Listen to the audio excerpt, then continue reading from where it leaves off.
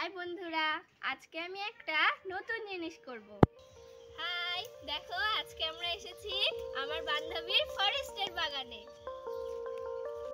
পেছনে দেখি আবার ঈশানও চলে এসেছে আমাদের সাথে সাথে। ফরেস্টের বাগানটা খুব সুন্দর, পাশেও একটা পুকুরও আছে। আর আমরা ফরেস্টের বাগানে এসেছি আজকে কদবেল মাখা খাবো। গাছ পাকা কদবেলও এনেছি সঙ্গে।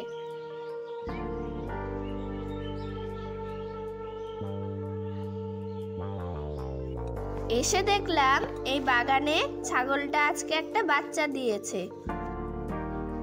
গরু বাচ্চা দিয়েছে, আজকে ছাগল বাচ্চা। বাহ বাহ বাহ।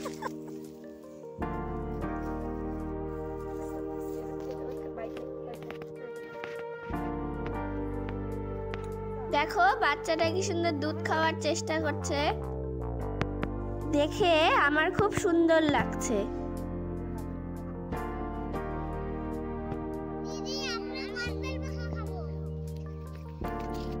বুনুরাও কদবেল খাওয়ার জন্য খুব আগ্রহী, তাই সবাইকে মাচায় বসিয়ে দিচ্ছি।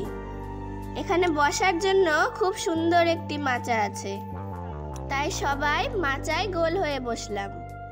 আর একজনকে বললাম, যা ধনে বাগান থেকে ধনে পাতা তুলে নিয়ে আয়, পাশেই ধনে পাতার বাগান। আর আমি চলে এসেছি ফরেস্টের পাশে লেবু বাগানে, আর তার সাথে লেবুর পাতাও তুলে নিচ্ছি। আমরা সবাই গোল হয়ে বসে গেছি। এই দেখো কদবেল এখন ফাটিয়ে নিচ্ছি।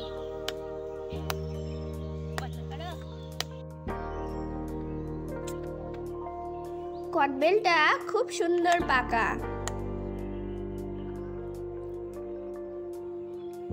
যাতো দিদি, ওখান থেকে গাছ থেকে গিয়ে লঙ্কা তুলে নিয়ে আমিও যাব। জোরে আমাকেও নিয়ে যা।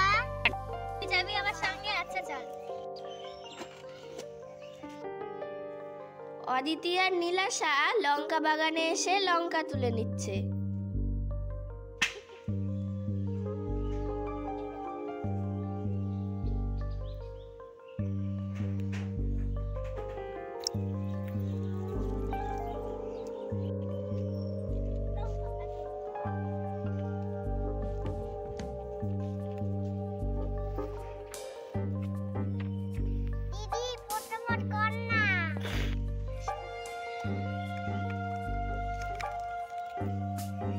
আমরা এখন পাকা কদবেলগুলো ছাড়িয়ে নিচ্ছি।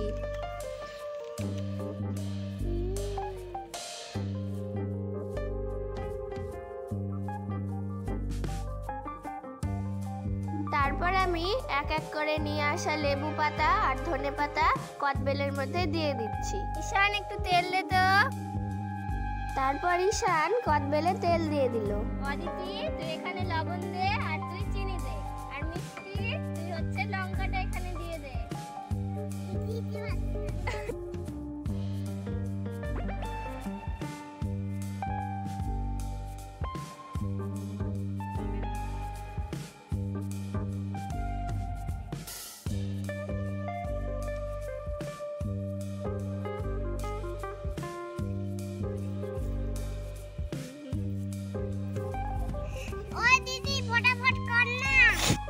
ভালো করে মেখে দিচ্ছি।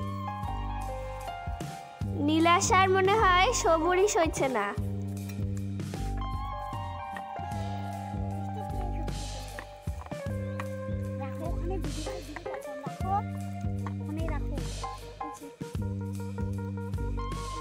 দেখো আমাদের কদবেল মাখা রেডি, এখন সবাই মিলে খাওয়ার পালা।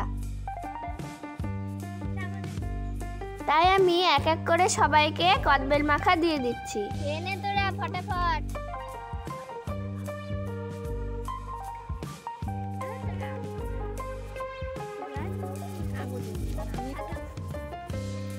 আর আমি একটু কাগজে নিয়ে নিলাম।